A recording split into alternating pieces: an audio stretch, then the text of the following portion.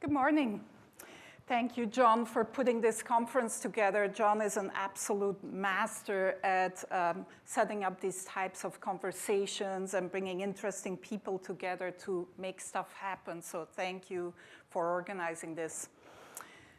So basically, what I want to talk about today is sort of a major milestone that I think has happened in the history of humanity, but that we don't talk about enough. We have become cyborgs in the last 10 or 15 years. All of us, pretty much at least in the Western world, get a cell phone at the age of 12 or 14 or so, and forever after, we basically have that cell phone with us until we grow old and die.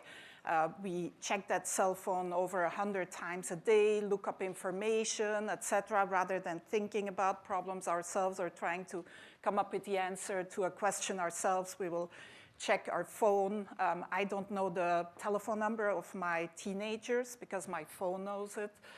So basically, we have now sort of a technical counterpart that we rely on and that is a part of us. But I believe that so far, this is not an entirely positive development and that the experience leaves a lot to wish for.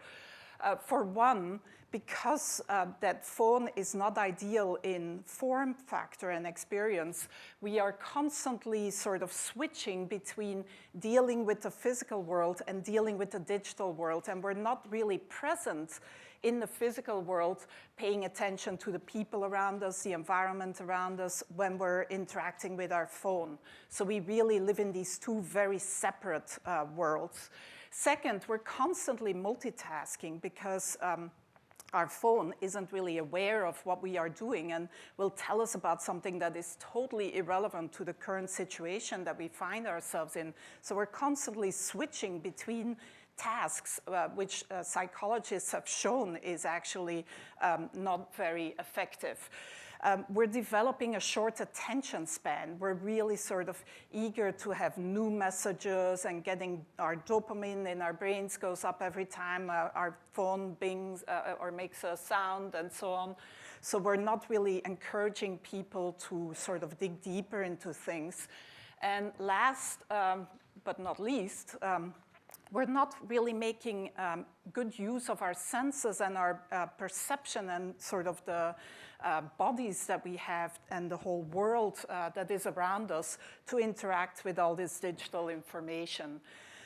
Now, some authors like Sherry Turkle and others have argued that maybe we should unplug more often, that we should really reject this development and consciously sort of create times in our lives when we don't have technology right there next to us. While other people, like Andy Clark, the philosopher, argued that this is just a natural development, actually, that people naturally create sort of technologies to augment themselves. Personally, I think we will never go back to not having technology with us on our bodies. So I think that forever after, we will actually be cyborgs and that the technology will become even more intimate and will become even closer to us and eventually not just on our skin, but inside our bodies. But I think that as a researcher and as sort of innovators and inventors, etc., we should really think carefully about how we design this technology, basically, and whether we can improve on the current state. I think that the only solution is to integrate our digital and physical experiences in a more seamless type of system. For example, as I showed in that TED Talk that John mentioned, we have a projector and a camera hanging around the neck of the user, and it watches as the user picks up things or gestures and basically assumes that you're interested in a book if you pick it up and that you're even more interested if you flip the page, etc. And the system constantly augments that sort of your real world with relevant information that may help you decide whether to read Juan's book or another one, etc. So the two experiences are completely seamlessly integrated. The physical and digital information is really sort of part of one and the same package. Now, central technologies to make this happen, to really sort of merge the digital world that we live in and the physical world that we live in more seamlessly, are augmented reality in all its form factors. Context-aware computing, I think that our phones or the devices that we carry with us have to become more aware of the context that we're in, the fact that we're in a meeting or that I'm talking to you right now, so it shouldn't interrupt me, etc. As well as more aware of what the user is interested in, what the user's goals are, what the user's current intentions are, etc. So in all of my research here at the Media Lab, I try to sort of redesign new experiences or new form factors for these personal digital devices that we will be carrying with us all the time. And all of these technologies are a very big part of this solution. I believe that if we redesign personal digital technologies to really sort of be more aware of what we are doing, offer us relevant information related to the goals that we have, the current intentions that we have, relevant to the current context that we find ourselves in, I believe that those types of technologies can really help us ultimately with self-actualization. And I think that should be the goal for personal digital technologies. Not to make you watch more ads or something, but basically to help people with what it is that they want to become, what it is that they want to learn, what it is that they want to accomplish in their lives. That's what personal technologies should do. So I think that if we redesign personal digital technologies this way, that we have a tremendous opportunity to change all aspects of our lives. The way we learn, the way we make decisions, the way we work and collaborate, the way we communicate and express ourselves. And what I'll do today is give you a couple of examples of the research that is happening in my group here at the Media Lab that show sort of how all these aspects of our lives will change. So take learning. Here's one project that we're currently working on for learning a second language. Basically, we're using the HoloLens to just recognize objects in the environment and label them so that you can at any time basically get the words for the things around you. You can actually, another feature is that you can get little videos, clips from famous movies where that word is used so that you can see how the word can be used in a sentence, etc. The way I learned English is by just watching TV shows in Belgium where everything is subtitled, basically in my native language, in Flemish. Well, we want to create that same possibility for people in the physical world. Just you can go about your normal life and learn a second language just by seeing everything labeled in a second language. And of course, if the system models you, it can know what your level of expertise is, give you more complicated word groups and sentences, etc. Here's another project where actually instead of having a smart system that recognizes the objects around you, there's actually another person who may be making an extra buck, say, by labeling everything in your environment in the language that you're interested in. So there's an Amazon Mechanical Turk-like system that matches you up with someone who knows, in this case, English. And the user here is wearing Google Glass and constantly streaming pictures of what is in front of him, what he has in his hands, etc., to this remote expert who labels things in the language that this person is trying to learn. So it's not necessary that these systems that sort of are with us and augment our lives all the time are actually AI systems. It can actually be a real user who sort of tags along sitting on your shoulder, so to speak, and watching everything that you do and helping you by, or giving you relevant information related to your current context. I think that eventually we will not just learn from other users in real time, but also learn from other people's data and mistakes. For example, cars could record when you slip and miss a turn in the rain at a certain speed, and then communicate that using some sort of augmented reality to another driver who happens to drive in that same turn of the road with the same rainy conditions at the same speed or higher, et cetera. And the system could basically transfer sort of knowledge and experience from one person to another using these types of technologies. We've also done a lot of work on supporting memory. I'll just highlight one project, the Nevermind project, where we use augmented reality to augment your life again so that you can learn a particular sequence of facts that you want to learn. For example, in this case, the person wants to learn who the Super Bowl winners are of the last 30 years. And as she goes from the Media Lab to the subway station, she will actually see her world augmented at the sort of important landmarks with the Panthers, the Packers, the Jets, etc. And it turns out that this is a much more effective way of learning a particular set of facts because you sort of spatially associate it with sort of a path that you know well, like your path to your work. And we've tested this and shown that people are able to remember things a lot better. Supporting decision-making, I think there's a tremendous opportunity for the devices that we carry with us to help us with behavior change and to help us make decisions that really contribute more to the ultimate goals and values that we have. So actually, Mohan, another student in the group, is using the HoloLens to basically build systems that infer when you're interested in maybe consuming or buying a particular product, like a sugary drink, and the system can then, at that moment, intervene, give you a message to basically try to discourage you from drinking that Coca-Cola.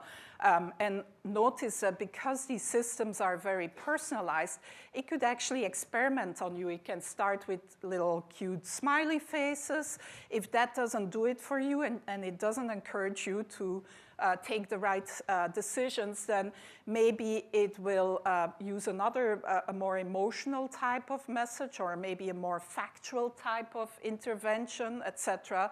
The system can learn over time what works for you and how it can affect your behavior and help you make decisions that ultimately align with your goals. We've done other work on supporting well-being. This is a project where we go beyond just visual augmentation and augment the environment of the user with scent. There's a tremendous opportunity to look at other modalities like scent and so on. So Judith made a necklace that can basically release a certain scent based on your data, your physiological data, as well as other contextual data.